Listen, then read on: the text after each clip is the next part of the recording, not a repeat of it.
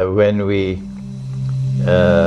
seek for a an explanation in the Quran for the Malhama, or the Great War, which is the chapter of my book that I'm writing at this time.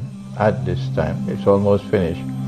The topic is the Quran and the Great War. The Quran and the Great War.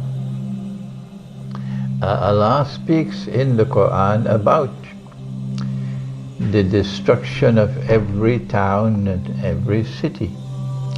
And the verse is in Surah Al-Isra, and he says, بَعْدَ أُوذِ بِاللَّهِ مِنَ الشَّيْطَانِ الرَّجِيمِ وَإِن مِّن قَرْيَةٍ إِلَّا نَحْنُ مُهْلِكُوهَا قَبْلَ يَوْمِ الْقِيَامَةِ أو معذبوها عذابا شديدا كان ذلك في الكتاب مسطورا.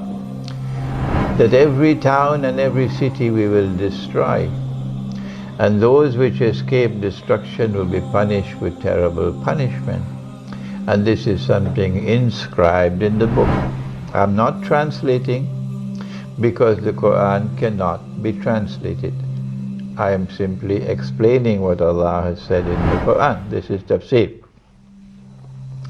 My first comment on this ayah of the Quran is that Allah will not destroy a town or a city which does not deserve destruction, because that will be unjust, and Allah is not unjust.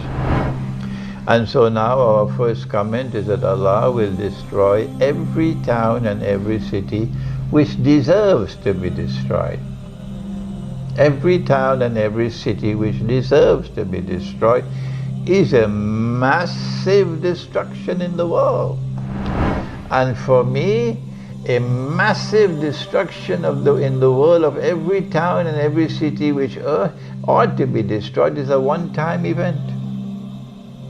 And that one-time event of massive destruction fits into the Malhama. Which are those towns? Which are those towns which ought to be deserved and destroyed? Well, you know, first of all, there is homosexuality and the people of Lut. And when Allah destroyed them, He did it as an ayah, a warning that if you return to homosexuality, I'll return with my destruction. Number two, that Allah spoke in the Quran that He's going to wage war on the moneylender. That's what He said. The last verse to be revealed in the Quran was on riba. Allah and His Messenger will wage war on those who are still practicing riba and growing rich by sucking the blood of mankind. So when Allah wages war to destroy every town and every city, which town and which city should be up on the top of the list? Number one, the moneylender.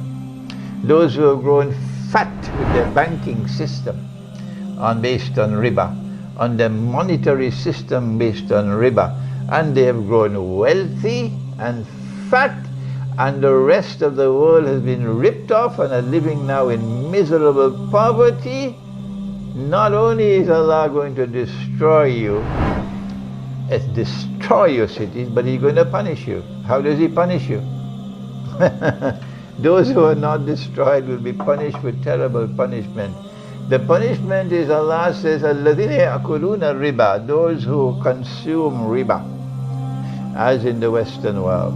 لَا يَقُومُونَ إِلَّا كَمَا يَقُومُ الَّذِي يَتَخَبَّطُهُ الشَّيْطَانُ مِنَ الْمَسِّ. They are going to eventually live like a people who have been driven to madness by the touch of shaitan. Those who are growing fat with riba are going to live eventually like a people who have been driven to madness by the touch of shaitan. They're going to live a miserable life.